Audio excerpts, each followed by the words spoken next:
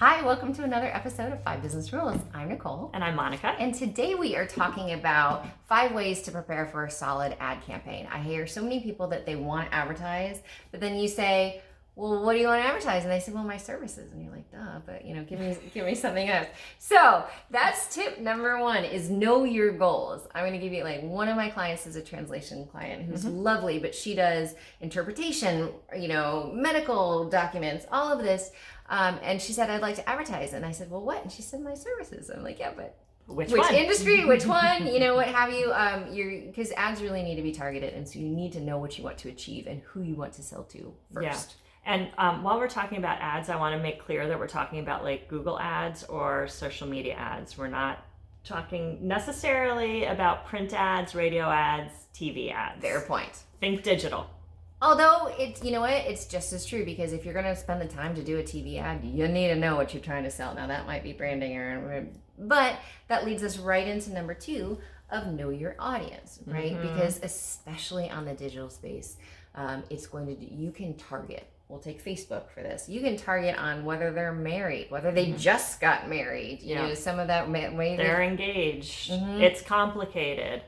You're trying to think about the other relationship categories. But you can target, you can see who has bought recently, who's likely to actually make a purchase on Facebook as opposed to not. And so it is going to craft your message. You need to know who you're talking to and who you're sending that message to, because if you think about it, if you're selling to a 15-year-old girl versus a 50-year-old man, those are very different audiences, and you're going to use very different images, text, language.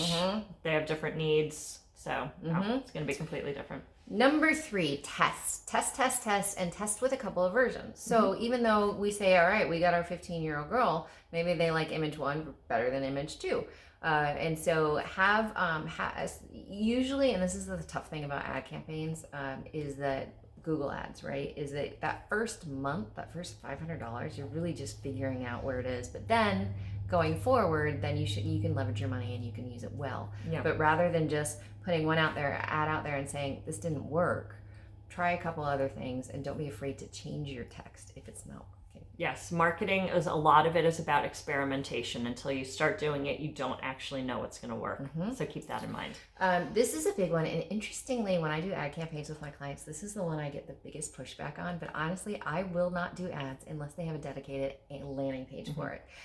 If I'm advertising email marketing services, let's just say, I'm not going to send them to my homepage because, where are they? If you advertise email, you need to send them directly to information that talks about email. Don't make them search your website, and don't make it, maybe you're trying to advertise a new or fairly obscure service that's not splashed over your homepage. Yeah. You need to send them to something that will talk specifically about that page. Yeah, and if you don't do that, you're going to leave them confused. And so they're gone. Yeah, and they're going to wonder if you even know what the heck you're doing.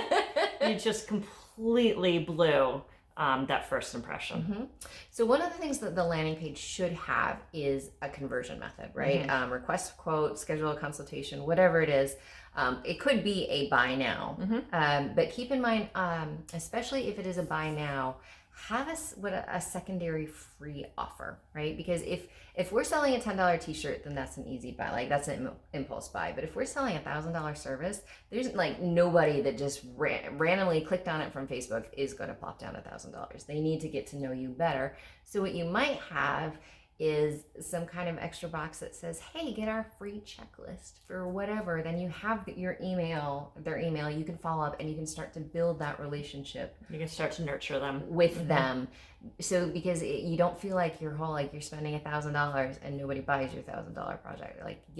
If you get 20 leads out of that maybe one will buy, and you can eventually get it to pay yourself or pay for itself. Yeah. And that works. But it's an easier conversion. Yeah, exactly. Try to start a little smaller. Don't ask people to take this huge leap of faith with you, who is a total stranger for all intents and purposes. And honestly, so it would actually be better to advertise a free checklist and then lead them to your $1,000 service than and start out with $3,000 service. Yeah, great tips. Thanks, Nicole. Yes, ma'am. So thanks for watching and thanks for joining. If this was valuable, please like, share, or comment, and we will look forward to seeing you next time. Bye. Bye.